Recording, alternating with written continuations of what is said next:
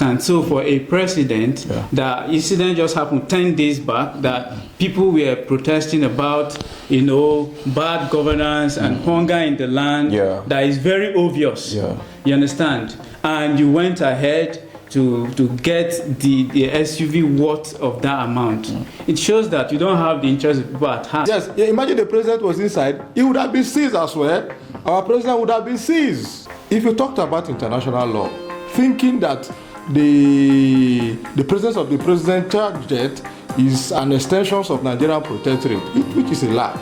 In my last video, if you watch that particular video, you'll see that I talked about how the Nigerian presidential jet was seized in France, and I talked intensively about how the Nigerian government, talking about the state government, went ahead to have an agreement with a Chinese company, of which at the end of the day it couldn't go through, and that resulted into the seizure of our 3 presidential jets in Paris. Now, the question here that many Nigerians are asking is that while all of this corruption, in Nigeria as of today, the issue about the presidential seizure and the protest that happened 10 days ago, what do you think about this whole drama in this current administration, knowing fully well that this happened 2007, the agreement is 2007? If you check the totality of what happened in the protests, it is all about the process of ending bad government. Bad government is an infectious disease that encompasses the whole, if it's a typhoid, we call it salmonella, that destroys the entire system in the country. So what really happened in France is an effect of what Nigeria were protesting against. If it is not bad government, how will it happen that you will go into an agreement with somebody and you will not honor the agreement? Look at what happened in France. It's a national embarrassment. The giant of Africa, for that matter, got disgrace in France in that mode. Burkina Faso, who is assumed or who is adjudged to be a baby country compared to Nigeria, has never received such national embarrassment before. And this plane that they see is not a private one. It's our Air Force One plane.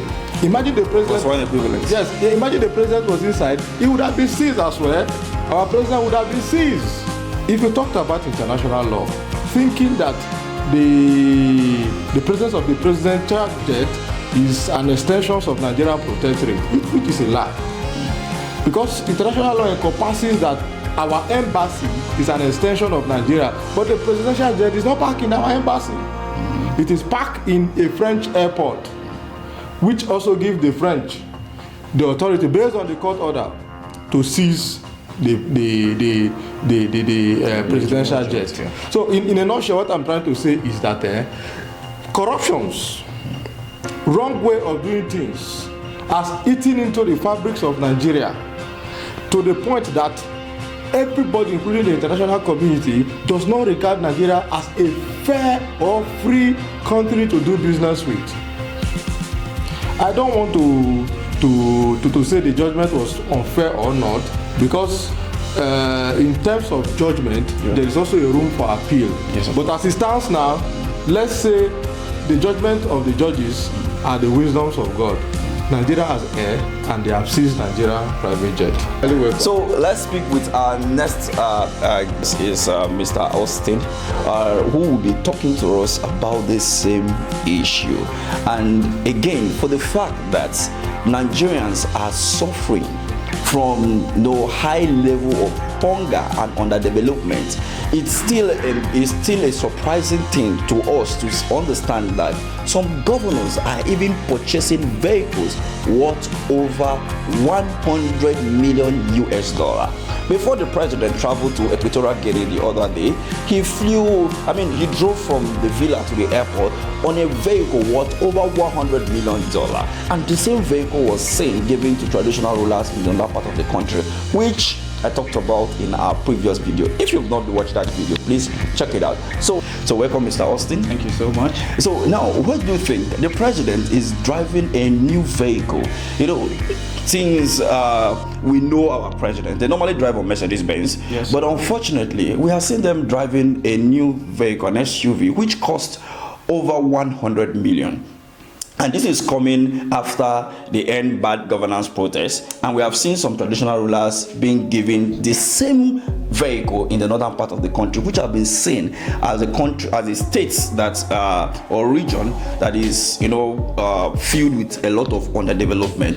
What do you think about these activities of our state governors, and this issue of our presidential jet that has been seized, as well as this new vehicle being used by our president in the midst of all of this hardship, driving a vehicle of over 100 million? Yeah. What do you think? Well, it's so bad that you can see, a lot of people are suffering, the masses. There are a lot of people out there cannot afford 3 square meters just to eat in this country. Yeah.